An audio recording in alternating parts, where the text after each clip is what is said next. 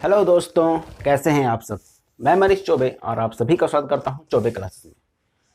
आज हम लोग एक नया टॉपिक एलसीएम एचसीएफ, जिसको हिंदी में लघुत्तम समापवर्तक और महत्तम समापवर्तक भी कहते हैं, ठीक, इसके कंसेप्ट को समझेंगे और देखेंगे कि इनके सवालों को कैसे लगाया जा सकता है। आज इसकी कंसेप्चुअल क्लास होने वाली है। इसमें मैं आपको इसके कंसेप्ट को अच्छे समझाने का प्रयास करूंगा और उसके अगला जो वीडियो आने वाला है उसमें मैं इसके कुछ क्वेश्चन को भी कराऊंगा, जिससे आपको ये पूरी तरह से क्लियर हो जाएगा। ठीक, तो सबसे पहले आपको मैं बताता हूं कि एलसीएम और एचसीएफ होता क्या है, इसको एकदम ध्यान से समझिएगा। सबसे पहले बात कर लेते हैं एचसीएफ की। एचसीएफ क्या होता है? ये इसको कहते हैं, इसका फुल फॉर्म होता है highest common factor. Highest common factor यानी कि सबसे ज्यादा, जो सबसे हाईएस्ट मतलब बड़े से बड़ा, अधिक से अधिक, जो सबसे अधिक कॉमन फैक्टर होगा उसे ही हम लोग क्या बोल देंगे? एचसीएफ। कॉमन फैक्टर हो लेकिन सबसे ज्यादा हो उसे ही हम लोग क्या बोल देंगे? एचसीएफ। और एचसीएफ को मैं एक बात और बताना चाहता हूं, एचसीएफ वे संख्या होती है जिस भी संख्या का एचसीएफ हो वो उन दोनों संख्याओं को पूरी तरह से विभाजित करता है। जैसे मैं कहूं कि 36 और 72 का आपको बताना है क्या? एचसीएफ। ठीक, 36 और 72 का आपको बताना है क्या? एचसीएफ। तो देखिए 4, 12, 36, 72 ये आपके सामने ऑप्शन दे रखे हैं। तो इसमें आपको बताना है कि इन दोनों का एचसीएफ क्या होगा, हाईएस्ट कॉमन फैक्टर क्या होगा। तो हाईएस्ट कॉमन फैक्टर का मतलब होता है बड़े से बड़ा नंबर जो दोनों को काट रहा हो, जो दोनों को विभाजित कर दे, उसे ही हम कहेंगे क्या? एचसीएफ। तो देखो इस केस में आप बड़े से शुरू कीजिए। ठीक है, जैसे चलिए आप छोटे से ही शुरू करते। पहला ऑप्शन 4 लेते हैं। 4 से 36 कटता है जी, कटता है। 72 कटता है, हाँ कटता है। यानी 4 एचसीएफ हो सकता है। लेकिन उसके आने वाले बाद में आने वाले नंबर को भी चेक कर लेंगे। 12 से चेक करेंगे तो 12 से भी कटता है, 12 से ये भी कटता है, कोई दिक्कत। 36 चेक करेंगे, 36 से ये भी कटता है, 36 से ये भी कटता है। ठीक, 72 चेक करेंगे, 72 से ये नहीं कटता, ये कटता है। यानी ये ऑप्शन तो यही गलत हो गया। अब आपको इस 3 ऑप्शन में बताना है कि इसका एचसीएफ क्या होगा। तो एचसीएफ इसका होगा क्या? 36। क्यों 36? 4 से भी कट रहा है, 12 से भी कट रहा है। क्या नाम है यहाँ पे? हाईएस्ट, यानी बड़े से बड़ा। 4 भी है, कट भी रहा है, लेकिन जो 4 है वो 36 से क्या है? छोटा है। उसी प्रकार ये जो 12 है वो 36 से क्या है? छोटा है। इसीलिए हम 4 और 12 को नहीं लेंगे, हम 36 को लेंगे। आई बात समझ में कि क्या होता है एचसीएफ? हाईएस्ट कॉमन फैक्टर यानी सबसे बड़ा कॉमन फैक्टर। जितना अधिक से अधिक आप नंबर गेन कर सकते हैं जो उन नंबरों को काटे, उसे ही हम क्या बोल देंगे? एचसीएफ। आशा करते हैं कि आपको यह बात समझ में आ चुकी होगी एचसीएफ किसे कहते हैं। अब चलते हैं, आपको समझाते हैं कि एलसीएम क्या होता है।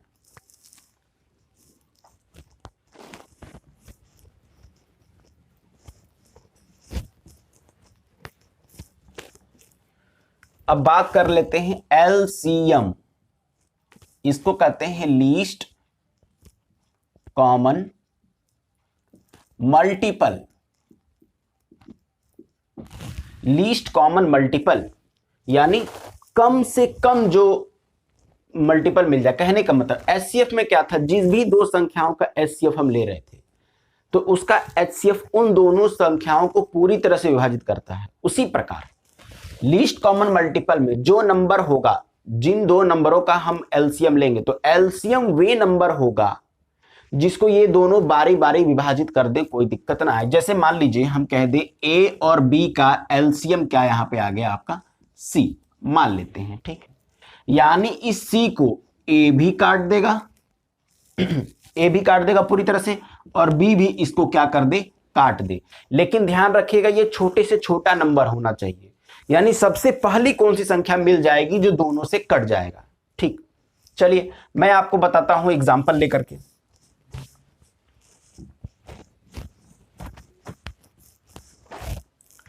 जैसे मैं कह दूं 3 और 4 का एलसीएम, अभी छोटा लेके चल रहा हूं समझाने के लिए, समझिएगा बस। 3 और 4 का एलसीएम क्या होगा। ऑप्शन मैं आपके सामने लिख दे रहा हूं।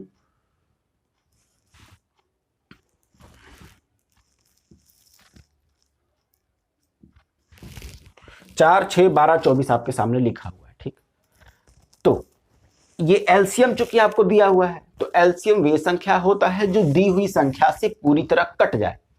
तो चलिए चेक करते हैं। ये 4 से तो कटता है, 3 से नहीं कटता, ये इसका एलसीएम नहीं हो सकता। 6 3 से कटता है लेकिन 4 से नहीं कटता, इसका एलसीएम नहीं हो सकता। 12 3 से भी कटता है, 4 से भी कटता है, ये इसका एलसीएम हो सकता है। सुनिएगा, 24 3 से कटता है और 4 से भी कटता है, ये इसका एलसीएम हो सकता है। अब तो 2 ऑप्शन आ गए। अब इन दोनों में से अगर आपको चॉइस करना हो तो किसको चॉइस करेंगे? सीधी सी बात है, आप 12 को करेंगे। क्यों? इस बार आप 24 को नहीं करेंगे। 24 हाईएस्ट कॉमन फैक्टर अगर एचसीएफ पूछा होता या कुछ वैसी कंडीशन होती तो बड़े से बड़ा तब देखते हैं जब एचसीएफ की बात करें, छोटे से छोटा तब देखते हैं जब एलसीएम की बात करें। आपसे लीस्ट, कम से कम। तो 24 छोटा है कि 12 छोटा है? 12 छोटा है, तो इसका आंसर क्या हो जाएगा आपका? 12 24 गलत हो जाएगा इस केस में। आई बात समझ में? अब आपको समझ में आ रहा है कि एलसीएम और एचसीएफ कहना क्या चाहते हैं। एचसीएफ वे संख्या होती है जो दी गई संख्याओं को पूरी तरह काटे, और एलसीएम वे संख्या होती है जो दी गई संख्याओं से पूरी तरह कटे। बस इतनी सी बात। ठीक, उससे पहले क्वेश्चनों पे चलने से पहले, क्वेश्चन के माध्यम से मैं समझाने से पहले आपको एक कंसेप्ट और समझा देता हूं कि एलसीएम और एचसीएफ का कंसेप्ट होता क्या है। एक छोटा फार्मूला है, वो फार्मूला आपको पता होना चाहिए। जैसे एचसीएफ गुणे एलसीएम बराबर होगा पहली संख्या गुणे दूसरी संख्या। ध्यान दीजिएगा, एचसीएफ गुणे एलसीएम बराबर पहली संख्या गुणे दूसरी संख्या। ये एक बेसिक सा फार्मूला होता है। अगर आपको दोनों का एलसीएम या एचसीएफ, दोनों का एलसीएम और एचसीएफ दोनों दिया हो, पहली संख्या दी हुई तो दूसरी संख्या पता कर लीजिए, दूसरी संख्या दी होगी तो पहली संख्या पता कर लेंगे, दोनों संख्या दी रहेंगी, अगर एलसीएम दे रहेगा तो एचसीएफ पता कर लेंगे, दोनों संख्या दी रहेंगी, एचसीएफ दिया रहेगा तो एलसीएम भी पता कर लेंगे। यानी एक सूत्र से आप सब चीज पता कर सकते हैं। जहां जैसी रिक्वायरमेंट होगी वैसा हम लोग यूज करेंगे। इस पर भी चलने से पहले मैं आपको एक छोटा सा कंसेप्ट समझाना चाहता हूं जिसका नाम है डिजिट सम। डिजिट सम क्या होता है? डिजिट सम या इसको डिजिटल सम भी बोलते हैं। इसमें कोई भी संख्या हो जो भी होगी उसके सभी अंकों का योग होगा। जैसे मान लीजिए एक छोटी संख्या लेते हैं 123, तो इसका डिजिटल सम कितना हो जाएगा? 3, इसको जोड़ेंगे 1 + 2 + 3, ये 3 2 5 और 1 6 आ जाएगा। यानी इसका डिजिटल सम कितना है? 6। आप क्यों बता रहे हैं सर? अभी इसका जब यूज करेंगे तो आपको खुद ब खुद मालूम चल जाएगा हम इसको क्यों बता रहे हैं। अब जैसे मान लीजिए कोई संख्या दी हुई है 63 मल्टीप्लाई में 62 ले लेते हैं। 63 वाला कंसेप्ट अभी समझाते हैं आपको। ठीक, अब इन दोनों का मल्टीपल जो भी होगा उसका डिजिटल सम क्या होगा? तो देखिए 6 में 2 जोड़ेंगे तो 8 गुणे 2 और 1 3, 8 त्रिके 24, 24 का फिर से कितना आ गया आपका? 6। आई बात समझ में? इसे कहते हैं डिजिटल सम। अब आप इन दोनों का गुणा भले कर लीजिए लेकिन जो भी आएगा उसका डिजिट सम भी कितना होने वाला है? 6 होने वाला है। ठीक है ना? यानी कि यहां पे इन दोनों नंबर का मल्टीप्लाई कर लें, फिर उनके अगर जो भी डिजिट आएगा उनको फिर से अगर हम ऐड करेंगे तो उनका डिजिट सम कितना होने वाला है? 6 होने वाला है। ठीक है, तो चलिए इतना कंसेप्ट बस आप ध्यान में रखिएगा। मैं इसको जैसे जैसे अप्लाई करूंगा आपको अच्छे से क्लियर होता चला जाएगा। ठीक है, बहुत ज्यादा परेशान होने की जरूरत नहीं है। बस स्टेप बाय स्टेप आप बने रहिए, ध्यान से देखिए और समझने का थोड़ा प्रयास कीजिए। ठीक है, चलिए क्वेश्चन लेते हैं। क्वेश्चन के माध्यम से मैं आपको इसको समझाने का पूरा प्रयास करता हूं। ठीक, अब देखिए आपके सामने एक क्वेश्चन लिखा हुआ है कि दो संख्याओं का एलसीएम भी दे रखा है आपको, एचसीएफ भी दे रखा है आपको, और बोला है कि उनमें से एक संख्या ये है तो दूसरी संख्या आपको बतानी है। ठीक, तो चलते हैं सीधे से, और ऑप्शन आपके सामने वहां दे रखा है। तो देखिए फार्मूला क्या होता है आपको पता ही है, एचसीएफ गुणे एलसीएम बराबर पहली संख्या गुणे दूसरी संख्या। एचसीएफ कितना दे रखा है? 144 मल्टीप्लाई एलसीएम कितना दे रखा है? 864 बराबर पहली संख्या कितनी दे रखी है? 288 गुणे में क्या होगा? बस आपको यही वाला बताना है। तो सुनिएगा ध्यान से। यूनिट डिजिट हो गया, डिजिटल सम हो गया, इन सभी का यूज करके हम लोग इसको तुरंत ला सकते हैं। अब जरा देखिए, इन दोनों संख्याओं का गुणा करेंगे तो क्या आएगा, तो कुछ नहीं, आप पूरा मत करिए, इस 4 और इस 4 का गुणा कर दीजिए भाई, दोनों के इकाई अंक का गुणा कर दीजिए, तो इकाई का अंक कितना आएगा, 4 चौके 16, इकाई का अंक क्या आएगा, क्या आ जाएगा आपका 6 आ जाएगा। अगर हम 4 और 4 का गुणा कर देंगे तो इकाई का अंक क्या आ जाएगा, 6 आ जाएगा, यानी 16 का इकाई का अंक क्या होगा, 6 हो जाएगा।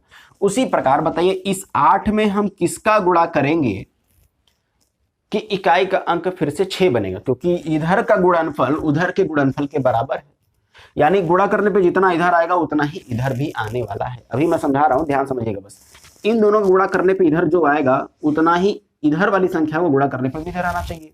अब आपको पता चल गया कि इकाई का अंक यहाँ 6 आ रहा है तो इधर भी 6 आना चाहिए, सीधी सी बात है। अब इस 8 में इन्हीं ऑप्शन में से कोई एक सही होगा, तो इन्हीं ऑप्शन को बारी बारी आप चेक करिए कि किसका गुणा करने पे इकाई का अंक 6 देगा। तो जरा देखिए, 8 का गुणा अगर आप 6 पे करते हैं तो 8 छंग 48, इकाई का अंक 8, ये ऑप्शन नहीं होगा। 8 गुणा 6 में करेंगे, जब ये नहीं है तो ये भी नहीं होगा। 8 दूनी 16, ये सही हो सकता है भाई, 8 का 2 में गुणा करेंगे, 8 दूनी 16, 16 का इकाई का अंक क्या हो जाएगा 6, ये हो सकता है। फिर 8 चौके 32, इकाई का अंक 2, ये भी नहीं होगा, यानी 100% आपका आंसर क्या आ जाएगा 432, यही है उसका उत्तर हो जाएगा। ठीक है, अब आपको फैक्टर से नहीं लगाना पड़ा कि नहीं चले इसका प्राइम फैक्टर करें, खोजें कि इसका एलसीएम क्या होगा, एचसीएफ क्या होगा। ठीक है, कॉमन सी चीज है, आपको समझना होगा। एक तो ये फार्मूले से बहुत क्वेश्चन लगने वाले होंगे, अगर आपको दो संख्याएं में से एक संख्या दी होगी, उनका एचसीएफ एलसीएम दिया होगा या वगैरह वगैरह, इस टाइप का कुछ भी होगा, यानी इन चारों में से कोई भी 3 दिया होगा, चौथा पूछा होगा, तो आप ऐसे उसको लगा सकते हैं, कोई दिक्कत नहीं है। चलिए इसी टाइप का एक अगला क्वेश्चन लेते हैं, उसको तुरंत करके दिखाते हैं। अब देखिए अगला क्वेश्चन आपके सामने लिखा हुआ है ये कह रहा है दो संख्याएं हैं जिनका एलसीएम 225 है, एचसीएफ 5 है, पहली संख्या 25 है, दूसरी संख्या आपको बतानी है। ठीक, और ऑप्शन वहां पे आपको दे रखे हैं, वही वाली बात हो जाएगी, एचसीएफ गुणे एलसीएम बराबर पहली संख्या गुणे दूसरी संख्या। एचसीएफ कितना है 5 है, एलसीएम कितना है 225 है, पहली संख्या कितनी है 25 है, दूसरी संख्या आपको बतानी है। ध्यान समझिएगा बस, जो मैं कह रहा हूं उसको बस ध्यान से सुनते हुए चलिए। 225 से 5 गुणा करने पे जो आएगा वही 25 में किसका गुणा करने पे आएगा, तो आप देखेंगे एक ऑप्शन तो तुरंत कट गया, यहीं पे कट गया, क्योंकि इस 225 में 5 गुणा करने पे आ रहा है। अब यही अगर आप 225 यहां ले लेंगे तो 25 का गुणा कर रहा है, जाहिर सी बात है बहुत अधिक आ जाएगा, इधर और ये दोनों बराबर नहीं होंगे, इसका मतलब ये तो गलत हो गया, इतना तो आपको पता ही होगा। अब सुनिए, लगाते हैं इसमें डिजिट सम, 5 तो 5 ही रहेगा, गुणे 5 और 4 9। याद रखिएगा डिजिट सम में जब कभी भी 9 आ जाए या जहां कहीं भी 9 होगा उसको हम लोग 0 लेंगे।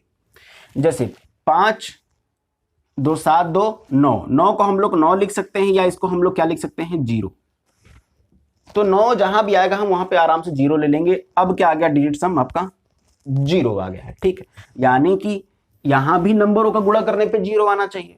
5 और 5 2 7, 7 में किसका गुणा करेंगे कि 0 आ जाएगा, 7 में 5 का गुणा करने पे 0 आएगा, 7 5 35 और 5 3 8, नहीं आ रहा है, यानी ये गलत हो गया।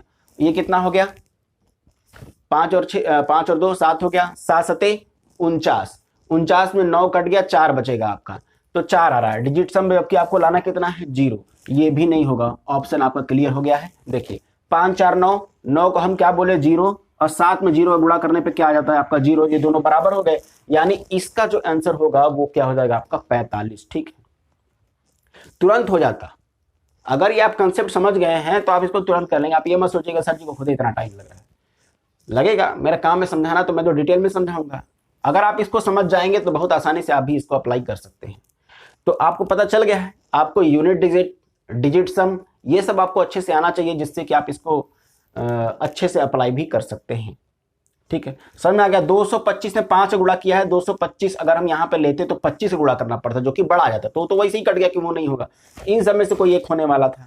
ठीक है, 225 इन दोनों को मल्टीप्लाई करने पे डिजिट सम कितना आने वाला है 0, तो इधर वाले नंबरों को का भी जो गुणा करने पे मल्टीप्लाई करने पे डिजिट सम कितना आने वाला है 0, तो 25 यानी 5 और 5 2 7 हो गया, 7 में किसका गुणा करेंगे 0 आएगा, तो कहेंगे सर 0 का, 0 कौन बना रहा है, यही बना रहा है, बस खत्म हो गया। ठीक है, चलिए अगले सवाल पे चलते हैं।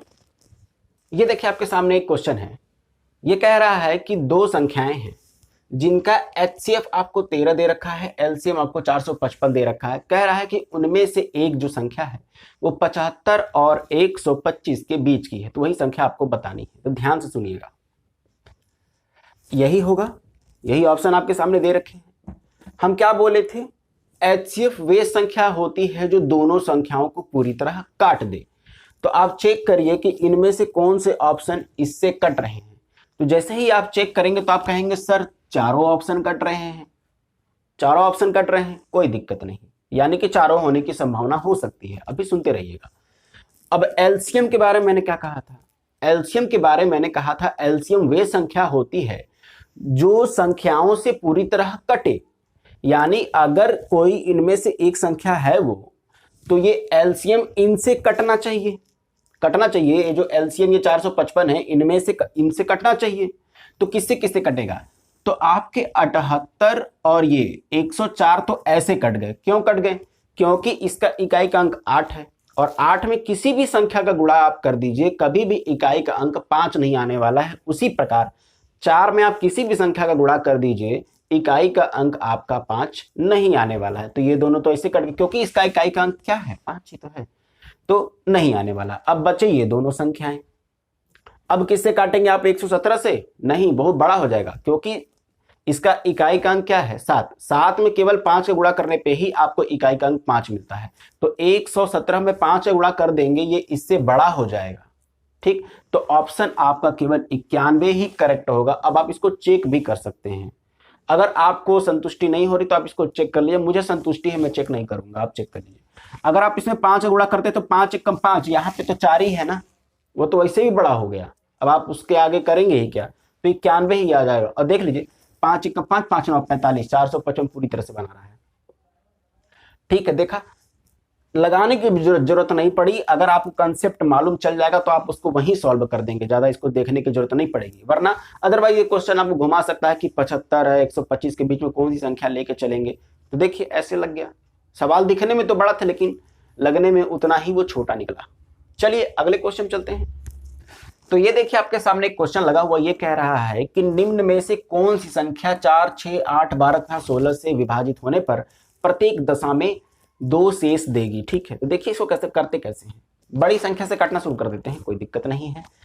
16 से काटिए 46 को, तो कहेंगे कि सर 16 या 48 होता है और ये 46 ही लिखा है, 2 शेष तो नहीं देगा, 14 जरूर दे देगा। यानी कि ये नहीं होना चाहिए, क्योंकि हमको शेषफल तो 2 चाहिए ना, 46 नहीं देगा। 48 16 से पूरी तरह कट जाता है, शेषफल तो है ही नहीं, ये भी नहीं हो, क्योंकि सभी से कटने पर उसको शेषफल 2 देना है। जब 16 से नहीं दे रहा तो कट गया, खत्म बात। 50 पे आते हैं, तो 50 को अगर हम 16 से भाग करेंगे तो जी बिल्कुल 16 या 48 होता है, 2 एक्स्ट्रा है यानी 2 शेष बचने की संभावना ये हो सकता है।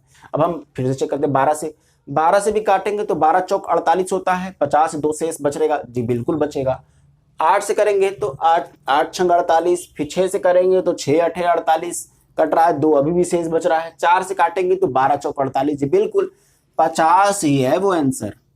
अब आप चेक कर लीजिए, 50 इन सभी को काटेंगे तो वो आराम से हर हाल में इसमें 2 शेष देने वाला है आपको। अदरवाइज आप क्या करते, इनका एलसीएम ले लीजिए, 4 6 8 12 तथा 16 का एलसीएम ले लीजिए।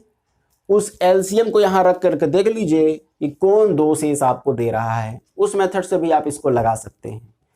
ठीक, लेकिन जब कभी पॉसिबल हो तो इतने शॉर्ट तरीके से लगाइए कि आराम से हो भी जाए। जब हमको पता है कि यहाँ आसानी से हो सकता है और हमको एलसीएम और एचसीएफ का कंसेप्ट अगर मालूम है तो हम उनको लगा सकते हैं। चलिए आगे क्वेश्चन चलते हैं। तो ये देखिए आपके सामने क्वेश्चन दे रखा है, वो क्या है उसका, देखिए जो दो नंबर है उनका एलसीएम आपको दे रखा है, एचसीएफ दे रखा है, उनमें से पहली संख्या दे रखा है, दूसरी संख्या आपको बताना है। चलिए इसको डायरेक्ट फार्मूले पे ही रख के सॉल्व कर देते हैं। तो एचसीएफ गुणे एलसीएम बराबर पहली संख्या गुणे दूसरी संख्या। एचसीएफ कितना दिया हुआ है 26 गुणे एलसीएम कितना दिया हुआ 18 20। पहली संख्या आपको दे रखा है 130 गुणे दूसरी संख्या आपको पता करनी है। तो 130 से भाग कर दिए, 0 से 0 कट जाएगा, 13 से कट देंगे 2 बार में, कितना हो जाएगा 2 के 2 दिन 4, 8 दूनी 16, 2 एकम 2 और 1 364। दूसरी संख्या क्या हो जाएगी 364 ही हो जाएगा आपका आंसर, खत्म। इस तरह भी आप निकाल सकते हैं, तुरंत निकल जाएगा, कोई बहुत बड़ी बात नहीं है, कोई इशू वाली बात भी नहीं है। आपको सब पता होना चाहिए, जो कि आप अगर चले हैं तो उसको कायदे से आप कभी भी कैसे भी किसी भी तरीके से लगा सकें। अगर आपको कोई भी दिक्कत आ रही है तो आपके पास अगला बैकअप होना चाहिए। ठीक, तो मैंने बता दिया कैसे लगता है। ठीक, अब अगले क्लास में फिर से मिलते हैं, इससे कुछ अच्छे अच्छे क्वेश्चनों के साथ मिलेंगे और उसको लगाने का प्रयास करेंगे, उसको देखेंगे कि कैसे उनको लगाया जाता है। ठीक, चलिए आज क्लास को यहीं समाप्त करते हैं, तब तक के लिए धन्यवाद।